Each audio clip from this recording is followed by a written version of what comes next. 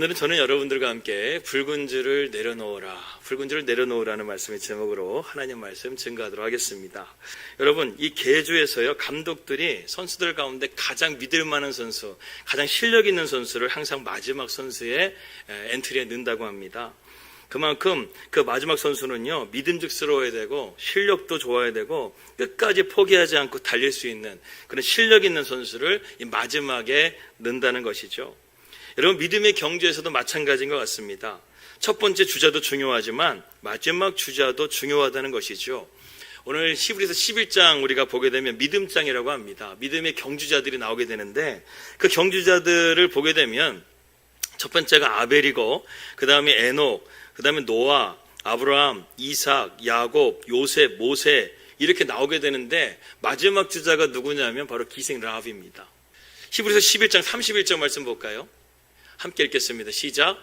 믿음으로 기생 라합은 정탐꾼을 평안히 영접하였으므로 순종하지 아니한 자와 함께 멸망하지 아니하였더라. 그 다음에 32절 말씀 볼까요? 내가 무슨 말을 더하리요? 기드온, 바락, 삼손, 입다, 다윗 및 사무엘과 선지자들의 일을 말하려면 내게 시간이 부족하리로다. 여러분, 지금 라합 밑에 누가 있는 거예요 지금?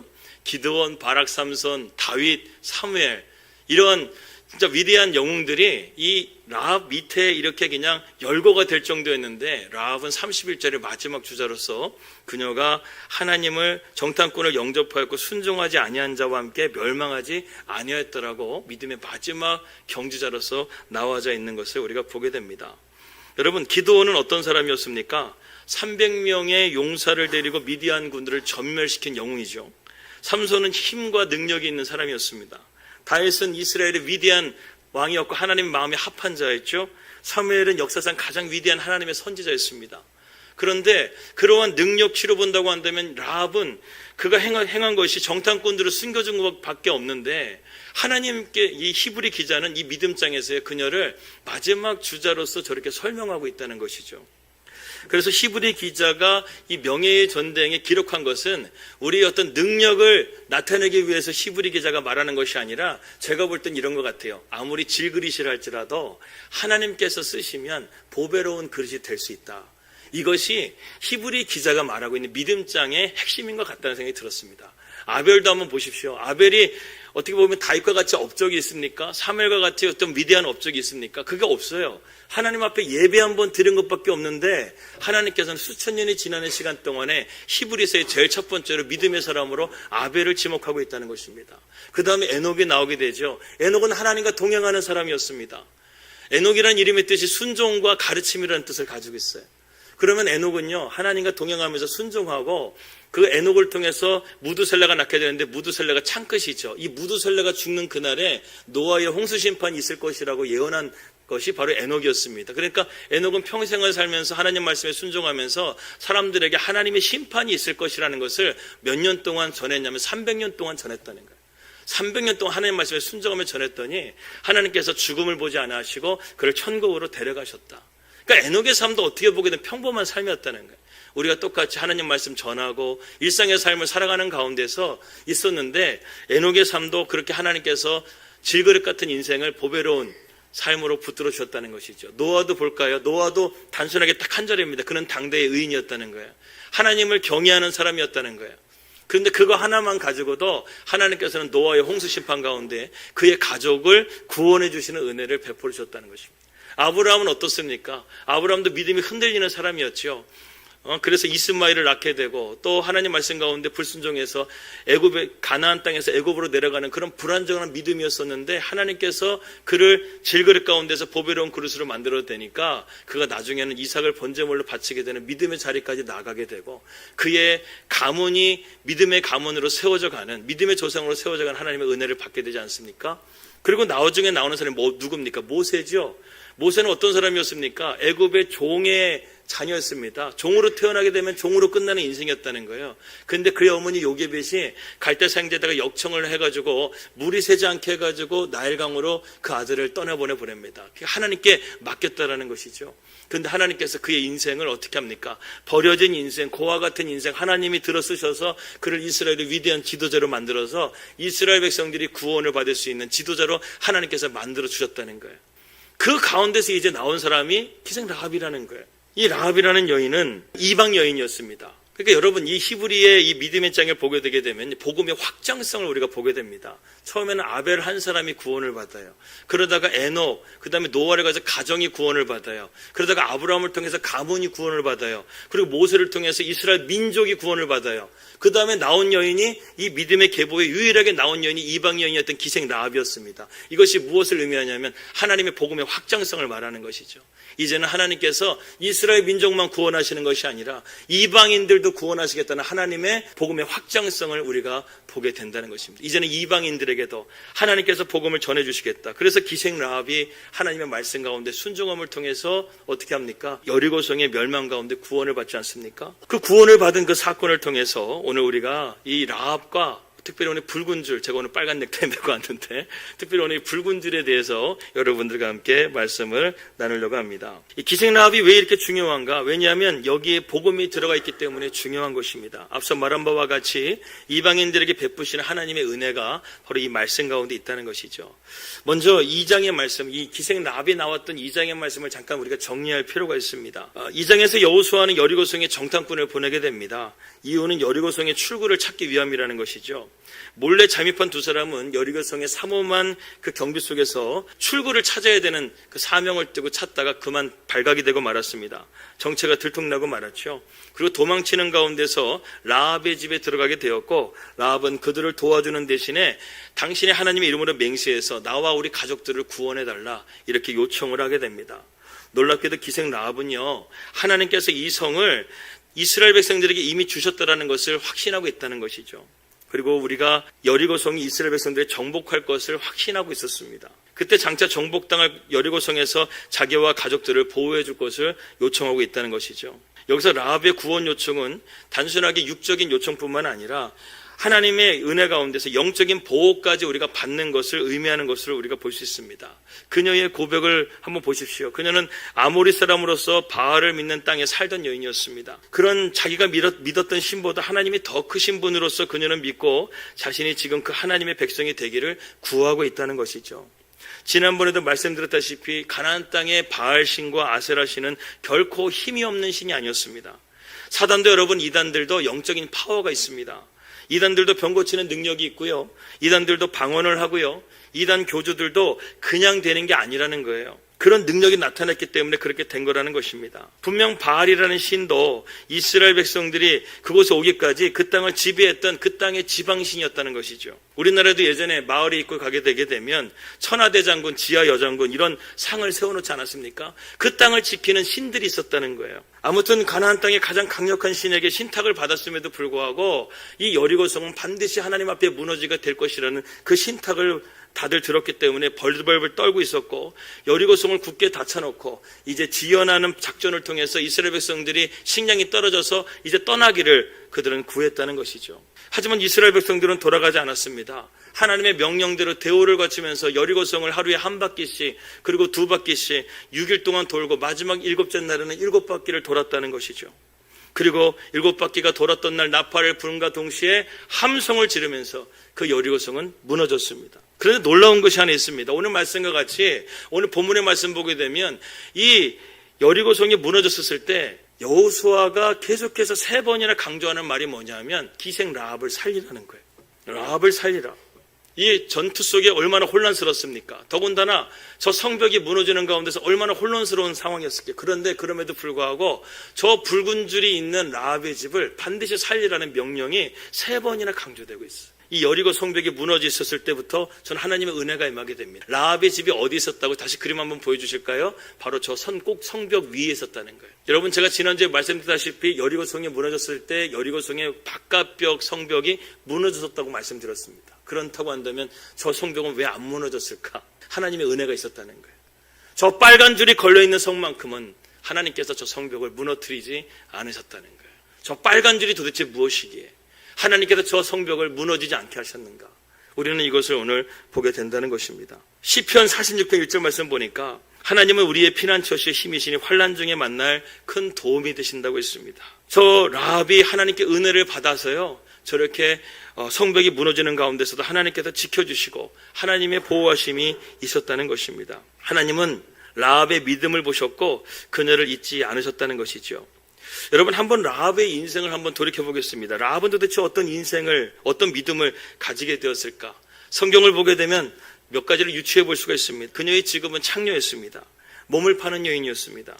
또한 가족의 생계를 책임져야 하는 가장이었습니다. 그녀는 이제 가정을 이룰 수도 없는 그런 몸이었고 삶의 무거운 짐은 더욱더 무겁게만 느껴지는 그런 가련한 여인이었습니다. 그런데 어느 날 하나님에 대한 이야기를 듣게 된 거예요. 그 이야기를 듣는 순간에 그녀의 마음속에는 어떤 알 수 없는 영적인 목마름이 생기기 시작합니다. 그러던 와중에 흉흉한 소식이 들리게 되고 여리고성이 이스라엘에게 무너지게 될 것이라는 소식을 듣게 됩니다. 그럴 때 그녀는 두려웠습니다. 어떻게 하면 내 가족들과 내 생명을 살릴 수 있을까? 탈출할 수 있을까? 그리고 여리고성은 문을 굳게 닫혀버려서 그녀는 탈출할 수도 없는 그런 상황 가운데 있었다는 것이죠. 경비는 삼엄합니다. 도대체 내가 탈출할 수 있는, 내가 구원을 받을 수 있는 도무지 길이 없는 거예요. 그런데 그녀의 집에 2명의 정탐꾼이 갑자기 들어오기 시작합니다. 그 사람들은 다름 아닌 그녀가 그토록 보고 싶어 했던 이스라엘 사람이었다는 것이죠. 이것이 우연일까? 저는 우연이 아니라고 생각이 듭니다. 여러분, 이것은 하나님의 은혜이고 하나님의 섭리인 줄 믿습니다. 여리고성에 수많은 집들이 있었을 거예요.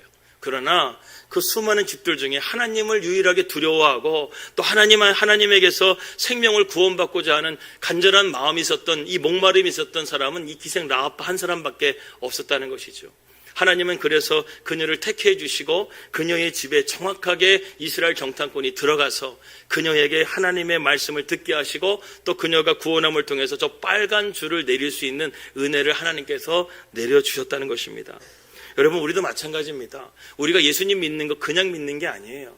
여러분, 우리가 한번 생각을 해보세요.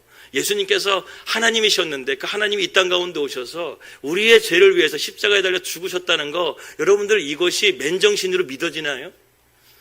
아직도 믿어지지 않으시는 분들이 계실지도 모르겠지만 이게 정말 이성적으로 상식적으로 믿어지는 것이 아니라는 거예요. 하나님의 은혜가 임해야 되고 하나님의 택하심이 임하여야지만 우리가 이러한 복음을 우리가 영적으로 믿어지게 된다는 것입니다. 근데 라합은 어떻게 합니까? 하나님의 이 이야기를 듣고 그녀의 마음속에 이 복음을 받아들였다는 거예요. 받아들이고 나서 하나님께서 이 여리고성의 정탐꾼이 왔었을 때, 이 이스라엘 백성들을 만났을 때 여러분 무엇을 가장 말하고 싶겠습니까? 그녀가 여태까지 들었던 소문이 진짜냐고 물어봤을 거예요.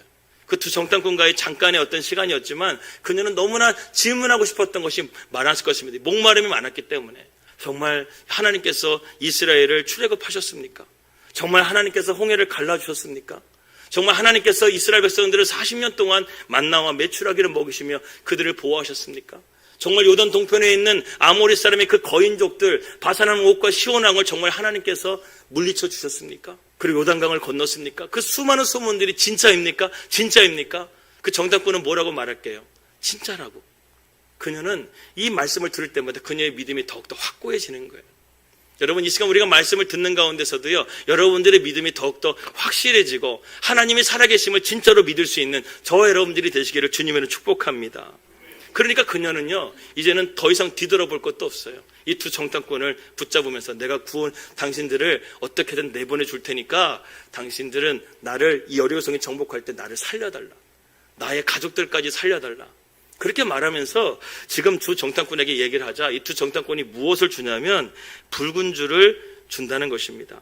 우리가 이 땅에 들어올 때에 우리를 달아내린 창문에 이 붉은 줄을 메고 내 부모와 형제와 내 아버지의 가족을 내 집에서 모으라. 오늘 이제 본론으로 들어가게 됩니다. 도대체 이 정탐꾼이 주었던 이 붉은 줄은 도대체 어떤 의미일까? 성경적으로 되게 중요한 의미가 담겨져 있거든요. 우리가 4가지를 오늘 이 붉은 줄의 의미를 함께 살펴보고자 합니다.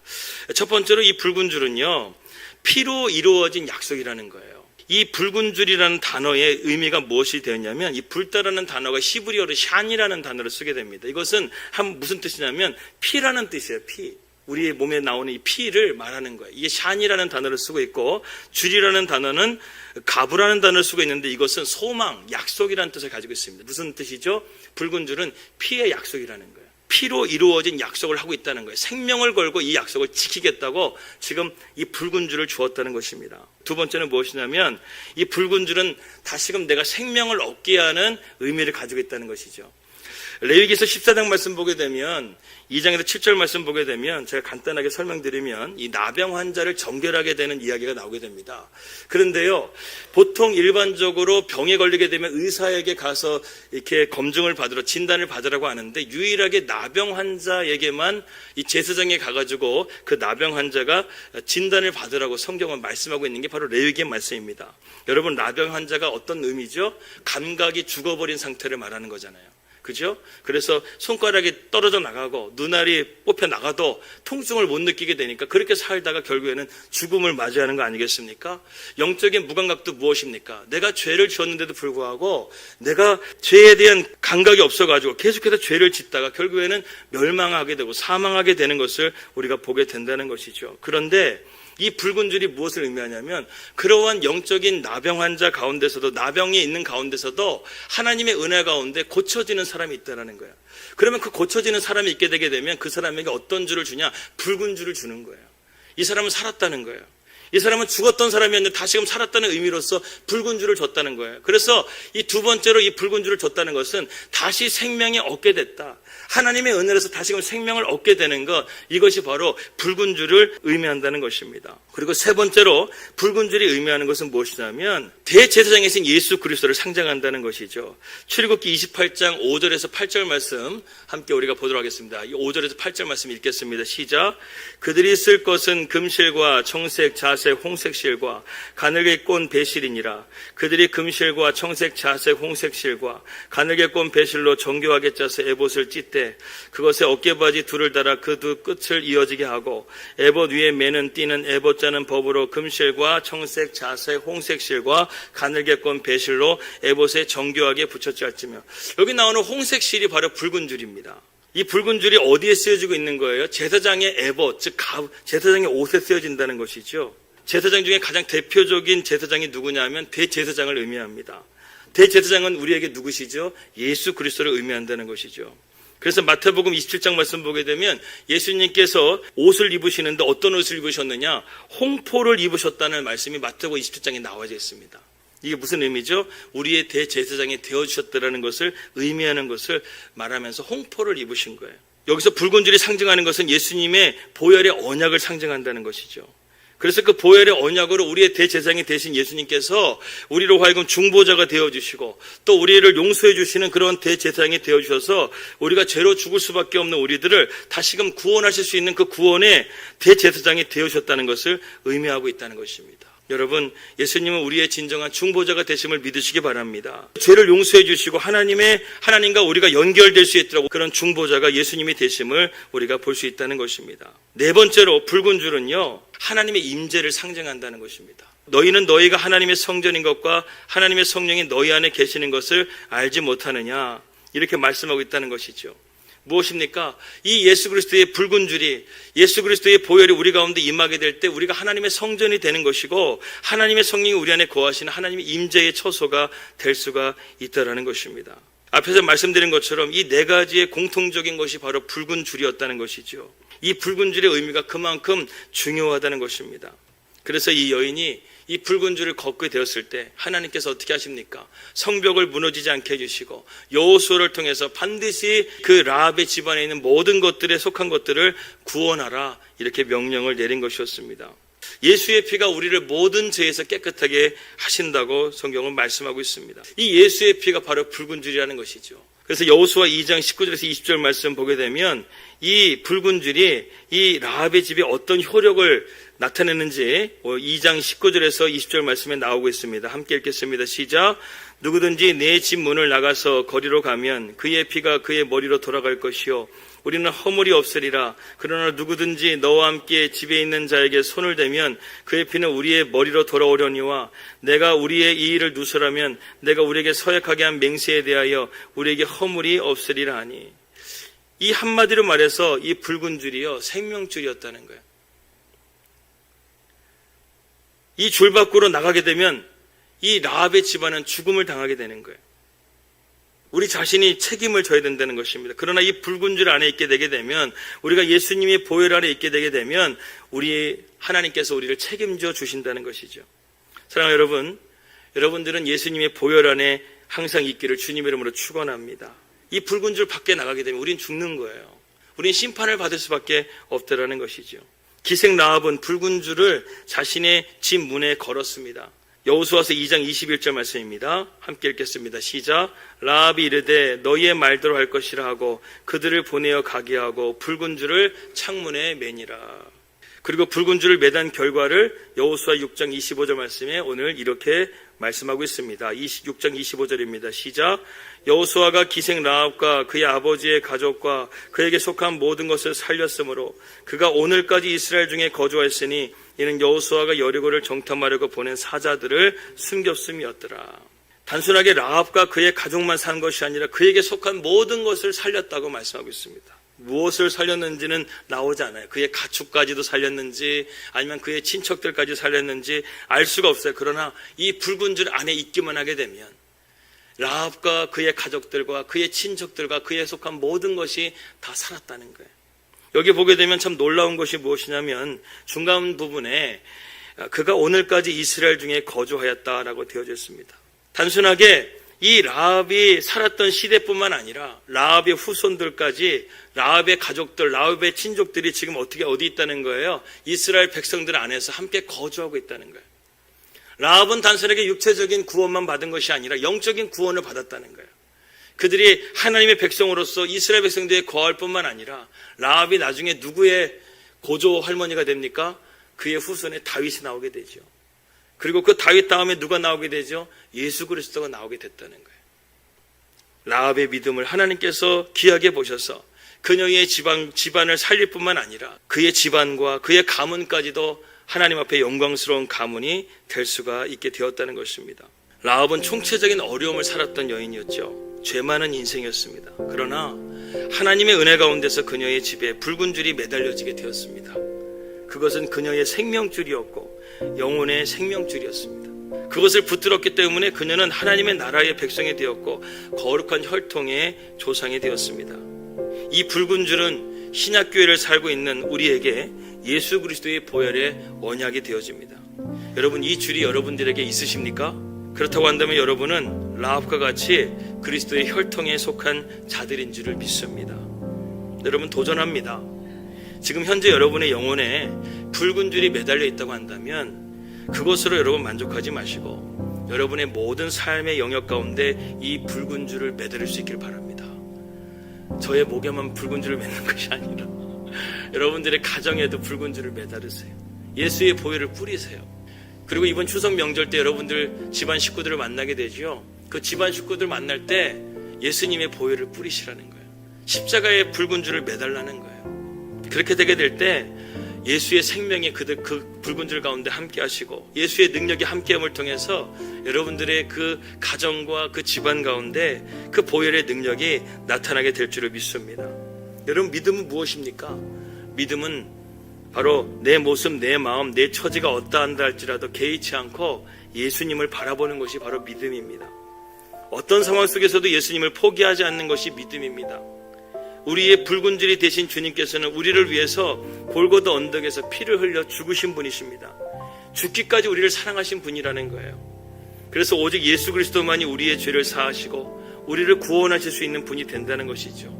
이 붉은 줄 예수 그리스도의 보혈밖에는 우리를 구원할 수 있는 다른 붉은 줄이 없다라는 거예요. 추석 명절이라 어떤 분들은 믿지 않는 집안 식구들 때문에 지금 명절에 가는 것 자체가 지금부터 고통스러운 분들이 있을 줄 믿습니다. 핍박을 받으시는 분들도 있을 줄 압니다. 이번에 가셔서요, 확실하게 붉은 줄 매달고 오시기를 주님 이름으로 축원합니다. 그럴 때 생명의 역사, 은혜의 역사가 일어나게 될 줄 믿습니다. 하나님이 여러분들을 지켜주실 거예요. 이 붉은 줄은 지켜주시는 것이잖아요.